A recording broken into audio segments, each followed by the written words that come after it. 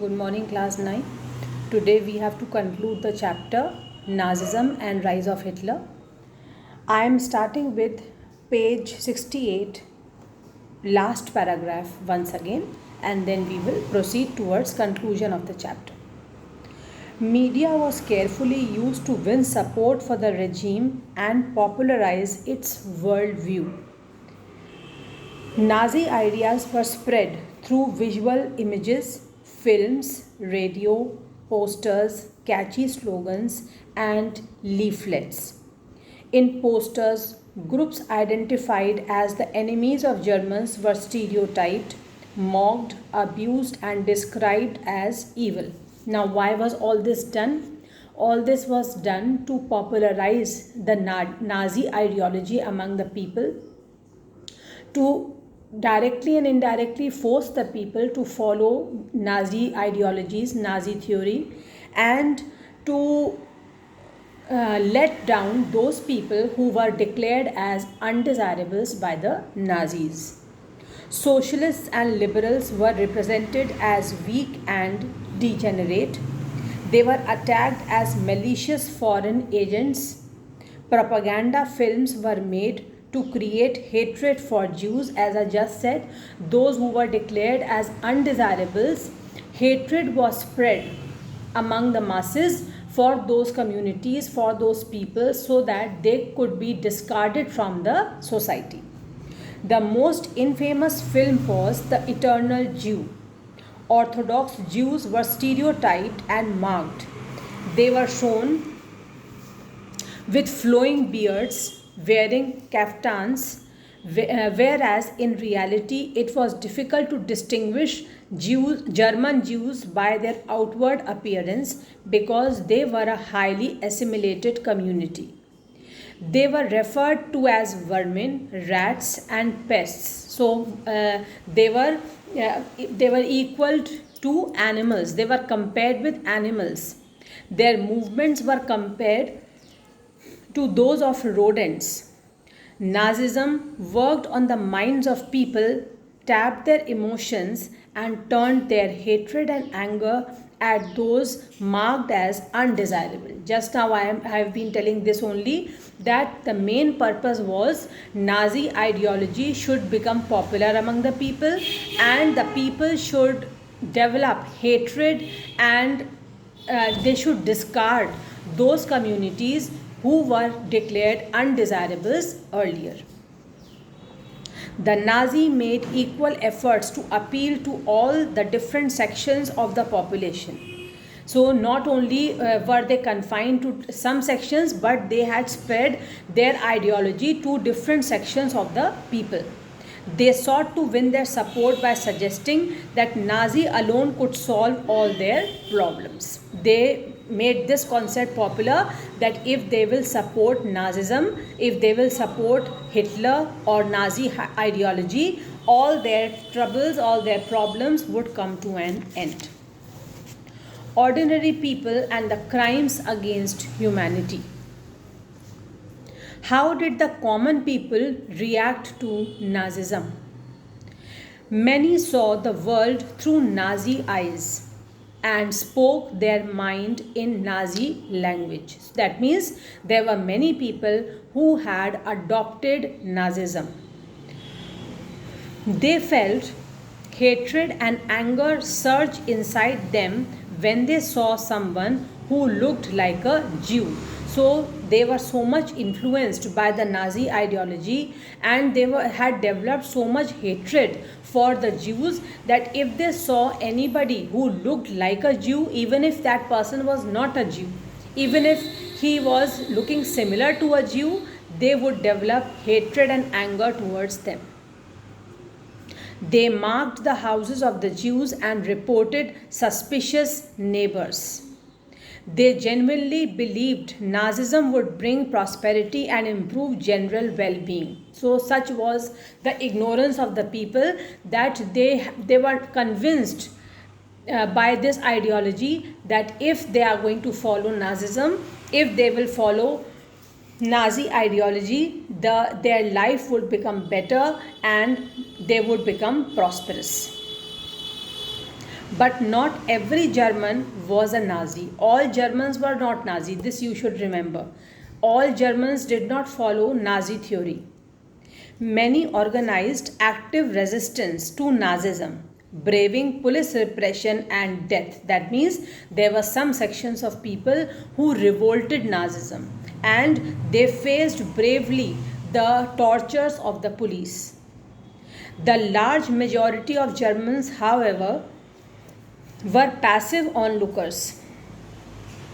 The large majority of Germans, however, were passive onlookers. That means they were passive, they were quiet. They were quiet spectators. Neither they were pro-Nazism nor they were against Nazism.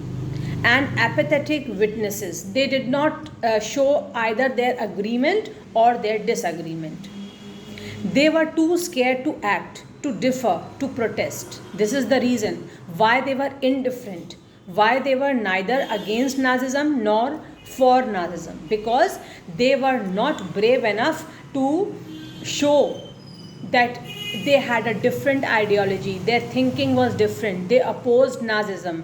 That is why they kept quiet. They were too scared to act, to differ, or to protest. They were not brave enough to protest against Nazism, to show that they had different outlook, or to act against Hitler. They preferred to look away. Pastor Niemöller, a resistance fighter, observed an absence of protest, an uncanny silence among ordinary Germans in the face of brutal and organized crimes committed against people in the Nazi Empire.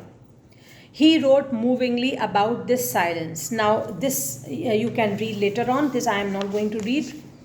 Come to the next page. What Jews felt in Nazi Germany is a different story altogether. Carlette Berat secretly recorded people's dreams in her diary and later published them in a highly disconcerting book called The Third Reich of Dreams.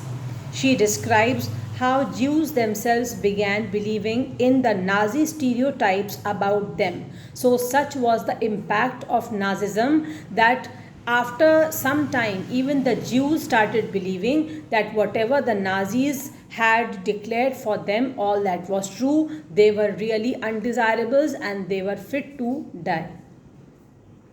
They dreamed of their hooked noses, black hair and eyes, Jewish looks and body movements. The stereotypical images publicized in the Nazi press haunted the Jews. They troubled them even in their dreams. Jews died many deaths even before they reached the gas chamber. So they were so much tormented, they were so much troubled by the stereotypical views which the Nazis had created among the people for them, that they were dying thinking of those stereotypes, stereotypical thoughts. They were dying several times before actually they could meet death in the gas chambers. Knowledge about the Holocaust.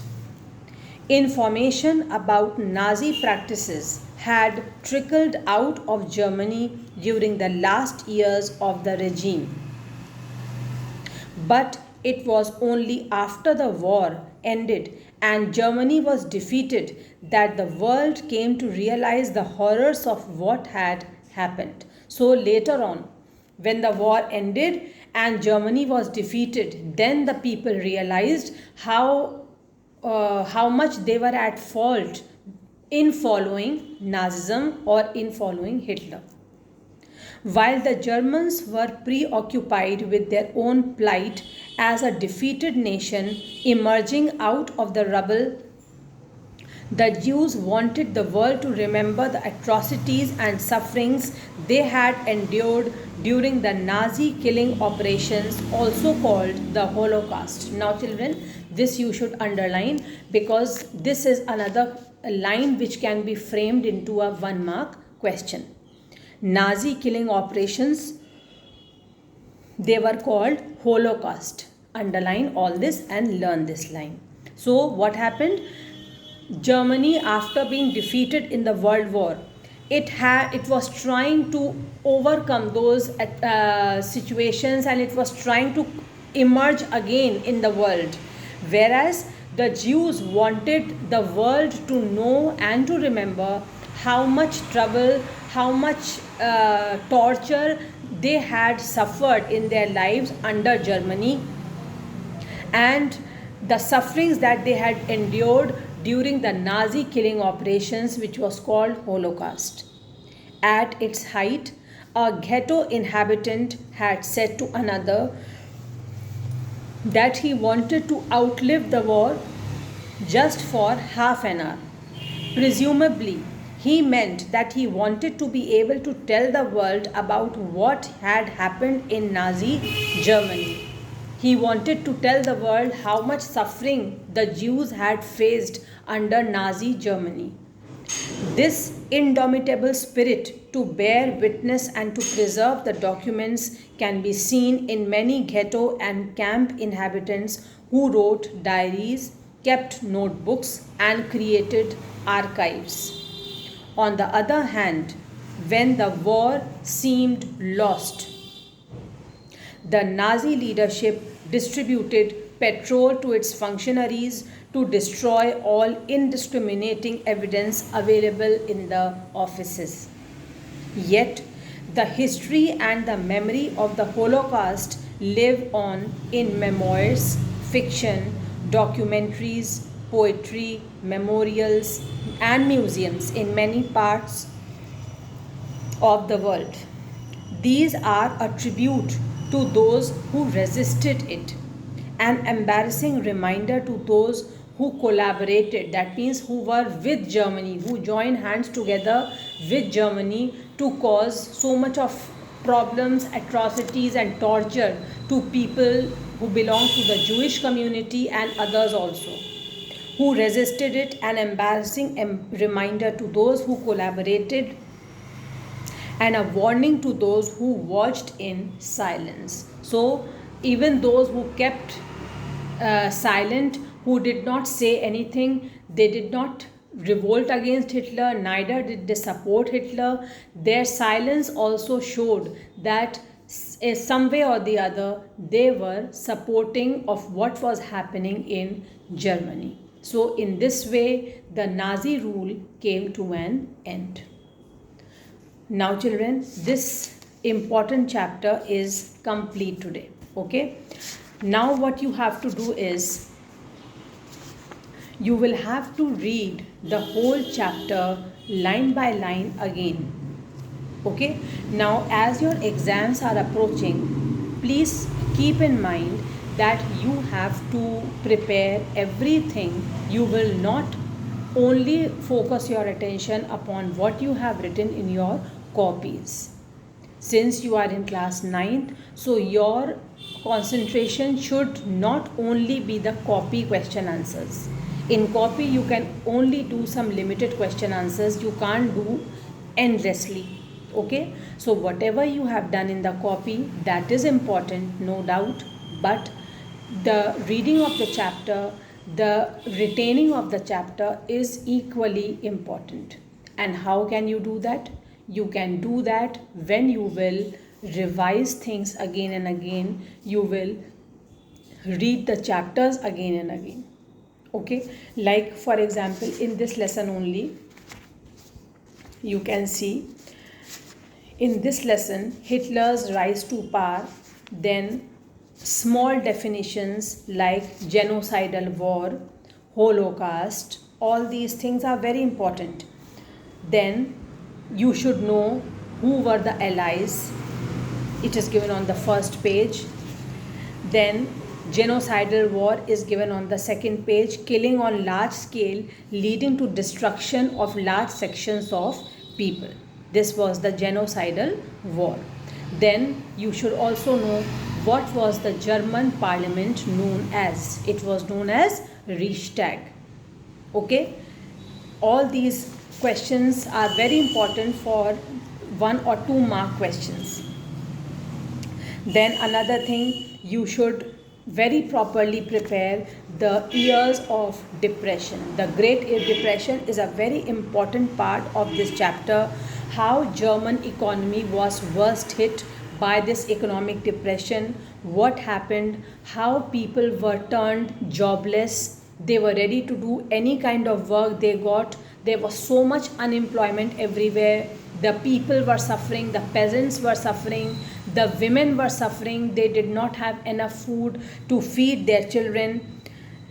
There was lot of anxiety and fear among the people due to this economic crisis, especially the middle class people, the salaried men, the pensioners. Their savings were diminishing.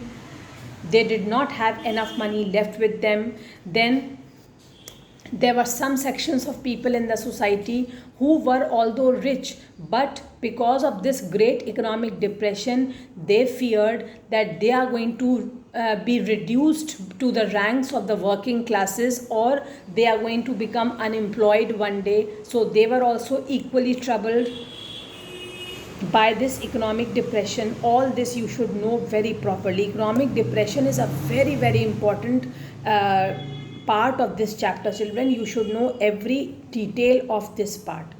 Then the Weimar Constitution, in this on page number 55, the second paragraph is very important. Weimar Republic was fragile. The Weimar Constitution had some defects. What were those defects? We have studied two defects in the Weimar Constitution. One was proportional representation. This made achieving a majority by one party a near impossible task. This was one defect. Then second defect was Article 48, which gave the president the powers to impose emergency, suspend civil rights and rule by decree. Okay, these two were very important defects of the Weimar Republic which you must learn. Then what happened due to all these things? People lost confidence in the democratic parliamentary system, which seemed to offer no solution. So these two defects in the Weimar Republic made the people lose hope with the democratic parliamentary system of governance. Due to all this, Hitler got an opportunity to rise to power. Due to the great economic depression, Hitler and the Nazis, they started a mass movement. They made Nazism popular among the people. Nazi ideology was propagated among the people. The German parliament Reichstag in 1928, the Nazi party got no more than 2.6% votes in the Reichstag, the German parliament, and by 1932 it had become the largest party with 37% votes. So this shows how much people were getting attracted towards Nazi propaganda. Then, because Hitler was a powerful orator, he was a powerful speaker, he could attract the attention of the people, he could impress the people by his speeches, by his words, and he promised people that he would make Germany a very strong nation. He would finish all the injustices that were done by the Treaty of Versailles, and he would restore the dignity of the German people. He also promised that those who were unemployed, they would get work and they would get a secured future under Nazis. Then he promised to weed out the foreign influences and resist all foreign conspiracies against Germany. So why did he do this? Why did he give such kind of speeches? Why he tried to get more support from the common people, especially the youth, so that Nazism could become popular, it could become like a mass movement in Germany. Then Hitler devised a new style of politics. He understood the significance of ritual and spectacle in mass mobilization. He knew that people would be greatly attracted towards rituals. That is why he chose the symbol of swastika to be put on the red banners. As I had told you in when we were doing this page, you can see there is a picture on this page with a swastika symbol. And whenever Hitler gave speeches, people used to clap for him. This showed how powerful Hitler was becoming, how popular he was becoming among the people. Then page number 58 is also important because it tells us about concentration camps, how people were sent to concentration camps. Then another very important paragraph on this page is the Enabling Act. Under the heading of Destruction of Democracy, the second paragraph describes the Enabling Act. This is very important. On 3rd March 1933, the famous Enabling Act was passed. This act established dictatorship in Germany. It gave Hitler all powers to sideline the parliament and rule by decree. All political parties and trade unions were banned except the Nazi Party and its affiliates. The state established complete control over the economy, media, army, and judiciary. This whole thing describes the Enabling Act, which you must learn by heart. Then, in the next paragraph, I can see there's a line which can be asked in a one-word question. What was the name given to the secret state police under the Nazis? It was Gestapo. So such type of things can be easily asked in your exams, whether it is this exam or final exam or any time. Then come to the next page. On next page, I can see there is hardly anything for you to learn as such, but you must give it a reading. Suppose you get any line which you think is important, you should learn. Then page number 60. Page number 60, first paragraph, you should know that the Tripartite Pact was signed between whom? Between Germany, Italy and Japan. Then just give it a read, give the next two paragraphs a reading. Then come to the next page. The Nazi world view. In this, you must very carefully read and learn the points which I had made you mark in the first big paragraph and later on also. According to this, there was no equality between people but only racial hierarchy. This was Nazi ideology. You should know what was the Nazi ideology. In this view, blonde, blue-eyed Nordic German Aryans were the top and Jews were the lowest. They came to be regarded as an anti-race, the arch enemies of the Aryans. Who were regarded? The Jews. All this you should learn. Then I had made you mark. The Nazi argument was simple. The strongest race would survive and the weak ones should perish. The Aryan race was the finest. This was the theory of the Nazis. It had to retain its purity, become stronger and dominate the world. Then in the next paragraph, he believed that the new territories had to be acquired for settlement. So Nazis did not want themselves to confine to limited areas. They wanted to spread in other areas also. This would enhance the area of the mother country while enabling the settlers on new lands to retain an intimate link with the place of their origin. So they wanted that if they will spread out, if they will occupy more territories, then the new settlers, those who will settle in these new places, they will also get a chance to maintain a link with their place of their origin. That means their native place. Okay. Then come to the next paragraph, which is telling us about a new word, that is undesirables. Now, by now you know who were called undesirables: the Jews, the Gypsies, and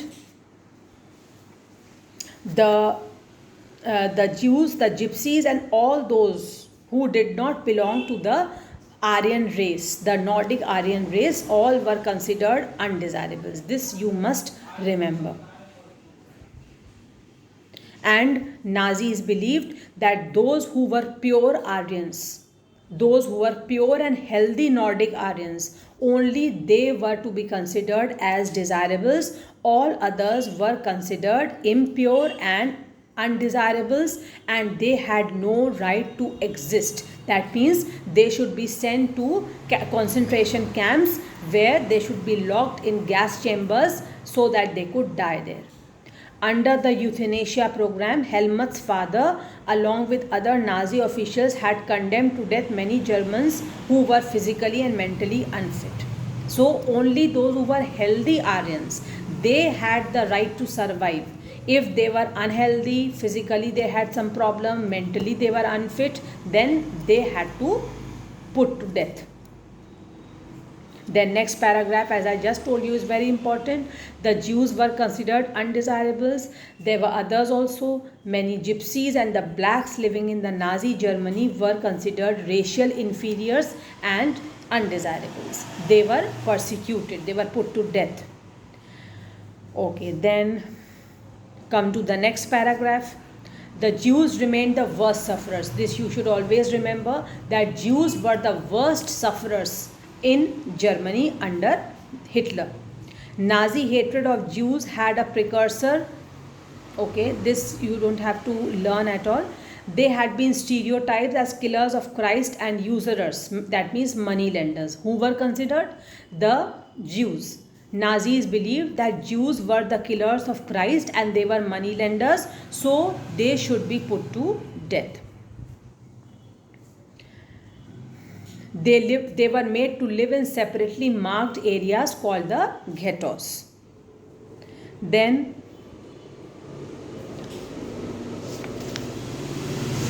I am now turning to page number 66, which has the heading Youth in Germany. This page is very important because it tells us what kind of training was given to the youth or the children in in German schools under Nazis. What kind of education was given to them? What kind of training was given to them? So we have seen that in schools also, only those who were declared as pure Germans, they were allowed, the children were allowed to go to schools, others were dismissed. The Jews or any other who were undesirables, they were dismissed. Then in the process of Nazi schooling, the textbooks were rewritten, the racial science was introduced to justify the Nazi ideas of race. Then stereotypes about Jews were made popular. Children were told to be loyal, submissive, hate the Jews and worship Hitler.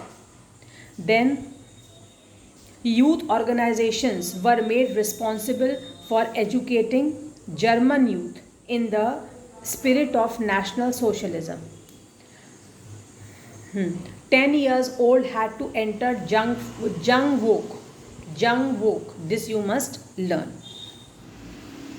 At 14, all the boys had to join the Nazi youth organization, which was Hitler Youth, where they had learned to worship war, glorify aggression and violence, condemn democracy, and hate the Jews and the communists. So these were the feelings, or these were the things that were taught to the youth, and they had to imbibe these feelings in themselves. The Youth League of the Nazis was founded in 1922. This also you should remember. Later on, it was renamed as Hitler Youth. Jungvolk meaning is given at the bottom of the page also. You must learn this line. Jungvolk is Nazi youth groups for children below 14 years of age. Then on the next page, the Nazi cult of motherhood. It was said that the mothers, it was such a silly thing to say, but they believed that mothers should only give birth to pure Germans, pure Nordic Aryans. The fight for equal rights for men and women had become a part of democratic struggle. Boys were taught to be aggressive, masculine, steel-hearted, whereas girls were taught to be good mothers and rare, pure-blooded Aryan children.